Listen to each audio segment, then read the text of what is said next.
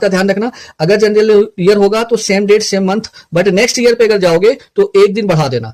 और अगर क्वेश्चन में प्रीवियस वाला पूछ लिया है, ठीक है, तो उसमें एक दिन आप घटा देना।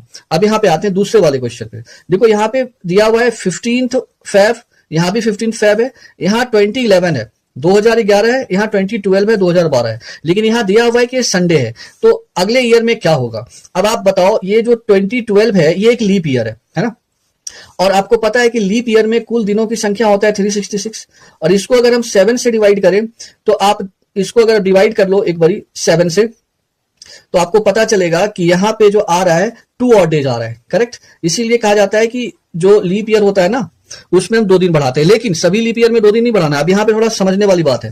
देखो 15 फैब है और 2011 है, 15 फैब है और 2012 है, तो लीप ईयर का मैंने बताया कि 2 ऑड डेज होता है। लेकिन यहां ध्यान से देखो कि जब लीप ईयर होता है तो लीप ईयर में एक दिन एक्स्ट्रा किस मंथ में बढ़ता है, वो फरवरी वाले में बढ़ता है। क्योंकि अगर ऑर्डिनरी ईयर होता है तो 28 डेज होता है फरवरी में, लेकिन अगर लीप ईयर होता है तो फरवरी के मंथ में एक दिन बढ़ जाता है और 29 दिनों का हो जाता है, 29 डेज का होता है।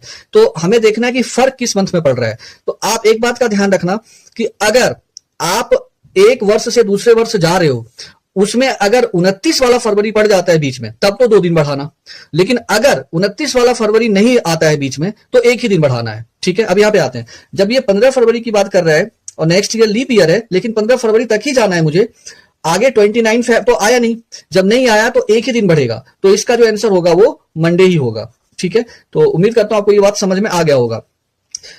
अगले क्वेश्चन पे आते हैं। तो अगला देखो 4 मार्च दिया है, और यहां पे एक चीज आप ध्यान करना, यहां थोड़ा मैं 2012 कर लेता हूं, ठीक है। 2012 की बात करते हैं, तो दोनों का डेट और ये रहा मंथ सेम है, बट ईयर की अगर हम बात करें तो ये 11 है और ये 12 है, ठीक है। तो क्या होगा, देखो अब यहां पे समझने वाली बात है। 2012 क्या है, एक लीप ईयर है, 2012 एक लीप वर्ष है।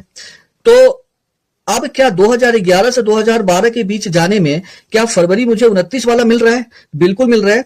फरवरी 29 क्रॉस करने के बाद ही, उसको पास करने के बाद ही 4 मार्च आएगा। तो इसका मतलब इसमें और जो आपका कॉन्सेप्ट बताया था लीप ईयर वाला कि लीप ईयर अगर है तो 2 दिन बढ़ाना पड़ता है, तो यहां पे 2 दिन बढ़ेगा, ठीक है। तो यहां जो आंसर हो जाएगा वो ट्यूसडे हो जाएगा, ठीक है। और 2 दिन क्यों बढ़ाया, तो आपको पता है लीप ईयर में जो होता है, लीप ईयर की अगर हम बात करें, लीप ईयर की बात करें तो 2 ऑड डेज होता है, ठीक है। 2 ऑड डेज होता है, तो इसलिए 2 दिन बढ़ेगा यहाँ पे। और यहाँ लीप ईयर का फर्क साफ साफ दिखेगा, क्यों? क्योंकि इसमें 29 वाला फैब आ चुका है।